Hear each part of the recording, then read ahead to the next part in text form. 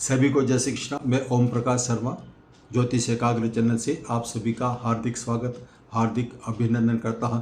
विषय प्रारंभ करने से पहले आप सभी से आत्मनिवेदन, यदि आपने मेरे इस चैनल को अभी तक सब्सक्राइब नहीं किया है तो प्लीज़ सब्सक्राइब कीजिए। अब आज का विषय प्रारंभ करते हैं। आज का विषय है तुला लग्न। तुला लग्न का स्वामी शुक्र होता है। तो ऐसे में हमारे ज्योतिष शास्त्र की यदि हम चर्चा करते हैं तो तुला लग्न के साथ ही ये अष्टम स्थान का स्वामी भी होता है। कारण क्या है, ज्योतिष शास्त्र में शुक्र ग्रह जो है दो राशियों का स्वामित्व लेकर बैठता है, वो है वृषभ और तुला। तो तुला लग्न में खुद अपनी ही राशि में बैठता है तो उसको अशुभ फल नहीं मिलता है। और इसके अलावा यह अष्टमेश भी होता है।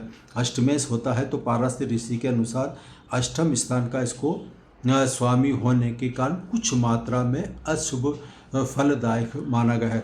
तुला लग्न में स्वग्रही शुक्र अष्टम भाव में राशि में स्थित होता है, यानी कि तुला लग्न है। और यदि वो अष्टम स्थान यानी कि अष्टम स्थान जो होता है उसकी राशि वृषभ राशि में यदि यह शुक्र ग्रह स्थित हो तो ऐसे में हम बात करते हैं पहले अष्टम स्थान की। अष्टम स्थान पर खुद की राशि यानी कि वृषभ राशि का स्वामी होकर शुक्र ग्रह अष्टम स्थान पर स्थित हो तो ऐसा जातक जो है एक मनस्वी होता है, विद्वान होता है और यह गुप्त रोगी हो सकता है। और ऐसे जातक अधिकतर विदेश में निवास करके वहाँ पर सेटल हो जाते हैं और वहीं से उनको धन लाभ होता है। ऐसे जातक जिसके अष्टम स्थान पर वृषभ राशि हो और वहाँ पर शुक्र स्थित हो तो ऐसे में ऐसे जातक की जो अनैतिक आदतें होती हैं और ये स्त्रियों का प्रेमी होता है, स्त्रियों के माध्यम से ये ज़्यादा धन कमाने में माहिर हो सकता है। ऐसा जातक कंप्यूटर के क्षेत्र में, कंप्यूटर का क्षेत्र कोई भी चुन ले तो ऐसे में ऐसा जातक कंप्यूटर के क्षेत्र में, बीमा इंश्योरेंस के क्षेत्र में अपना कैरियर बनाए तो उसको फ़ायदा होगा। कैरियर की बात चली है तो यदि वो दवाओं का भी व्यापार करता है, इससे संबंधित कार्य करता है तो उसको, ऐसे जातक को जिसके जन्म पत्रिका के 8वें स्थान पर वृषभ राशि का शुक्र हो तो उन लोगों को यह कैरियर चुनना चाहिए। दवाओं के क्षेत्र में भी व्यापार करेगा तो अथाह धन पा सकता है। जातक का जो विवाह होता है अपनी इच्छा, अपनी मर्जी, प्रेम रोगी तक का भी हो सकता है। तो ऐसे में यदि कोई प्रेम रोगी है तो उसका अरेंज मैरिज में कन्वर्ट हो सकता है। विवाह में जब उसका विवाह होता है तो विवाह में उसको उम्मीद से ज़्यादा दहेज मिलता है। ऐसे जातक को जिसके जन्म पत्रिका के 8वें स्थान पर वृषभ राशि का शुक्र स्थित है तो ऐसे जातक को दहेज काफ़ी मिलता है। यदि हम अनैतिक कार्य की बात करते हैं, अनैतिक कार्य में यह माहिर होता है और इसमें लाभ कमा सकता है।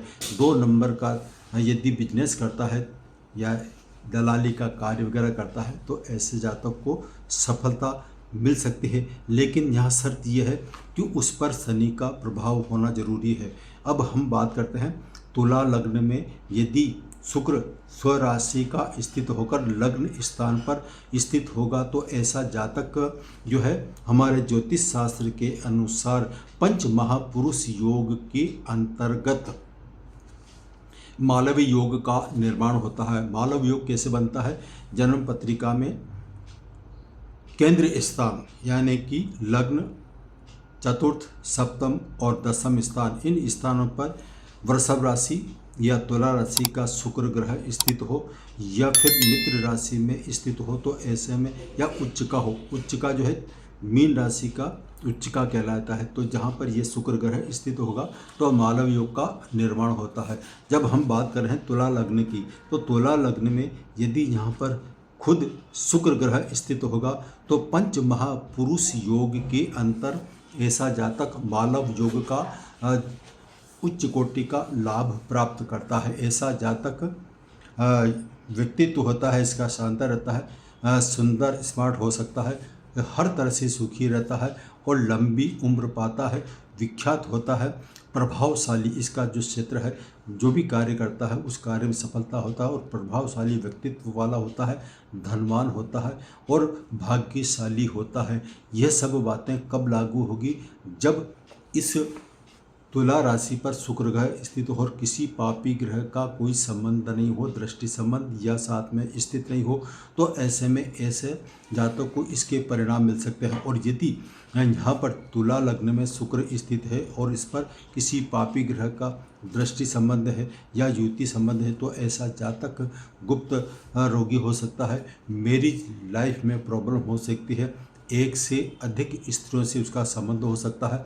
और धन की हम बात करते हैं तो वो दरिद्र हो सकता है, दुखी रहेगा, जीवन भर दुखी रह सकता है। ऐसा जातक यदि कैरियर की बात करते हैं तो ऐसा जातक यदि शुभ अवस्था में है, शुक्र यदि शुभ अवस्था में है और किसी पापी ग्रह का संबंध नहीं है, तो ऐसा जातक कवि हो सकता है, गायक हो सकता है, फिल्मी कलाकार हो सकता है, चित्रकार हो सकता है, कला में किसी भी क्षेत्र में वो माहिर हो सकता है और कंप्यूटर कार्य में वो अपना कैरियर बनाए, तो उसको इन सभी क्षेत्रों में से कोई से भी क्षेत्र में यदि वो कार्य करता है तो उसका यश मान कीर्ति दिनों दिन बढ़ती जाती है और इस क्षेत्र में माहिर होने के कारण वो दिनों दिन उन्नति की ओर अग्रसर होता चला जाता है। आज इतना ही, फिर मिलेंगे। सभी को जय श्री कृष्ण।